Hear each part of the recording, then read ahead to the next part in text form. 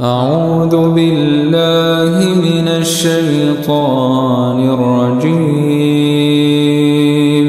بسم الله الرحمن الرحيم. هل أتى على الإنسان حين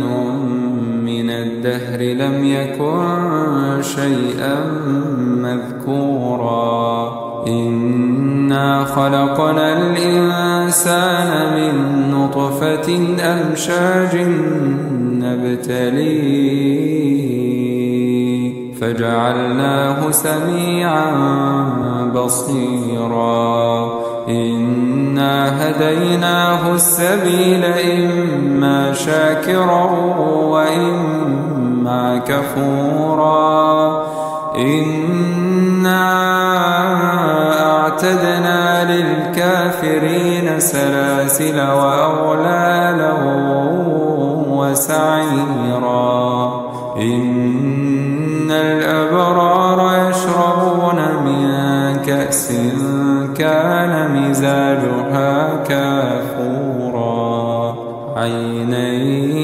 يشرب بها عباد الله يفجرونها تفجيرا يوفون بالنذر ويخافون يوما كان شره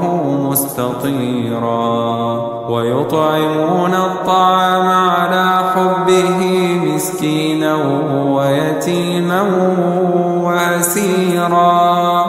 إنما نطعمكم لوجه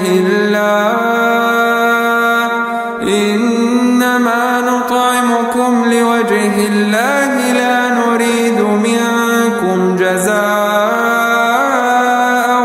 ولا شكورا إنا نخاف من ربنا يوما عبوسا قمطريرا فوقاهم الله شر ذلك اليوم ولقاهم نضرة وسرورا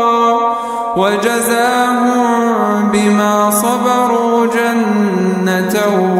وحريرا متكئين فيها على الأرائك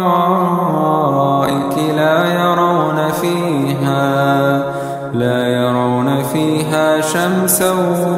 ولا زمهريرا ودانية عليهم ظلالها وذللت قطوفها تذليلا ويطاف عليهم بآنية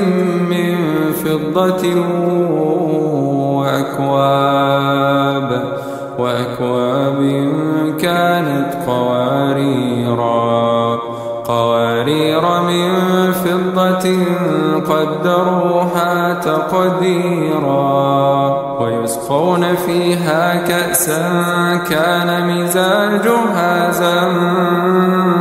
زنجبيلا عينا فيها تسمى سلسبيلا ويطوف عليهم ولدان مخلدون إذا رأيتهم حسبتهم لؤلؤا منثورا وإذا رأيت ثم رأيت نعيما وملكا كبيرا عاليهم ثياب سندس خضر واستبرق وحلوا أساور من فضة وسقاهم ربهم شرابا طهورا إن هذا كان لكم جزاء وكان سعيكم مشكورا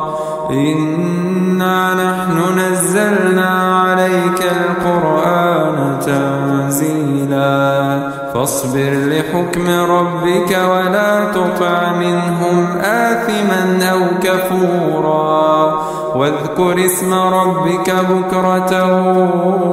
وأصيلا ومن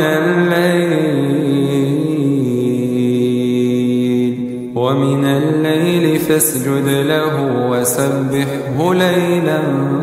طويلا إن هؤلاء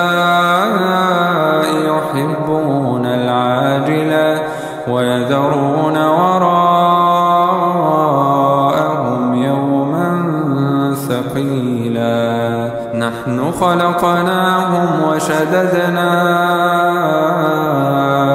أسرهم وإذا شئنا بدلنا أمثالهم تبديلا إن هذه تذكرة فمن شاء اتخذ إلى ربه سبيلا وما تشاءون إلا أن يشاء الله إن الله كان عليما حكيما يدخل من يشاء في رحمته والظالمين أعد لهم عذابا أليما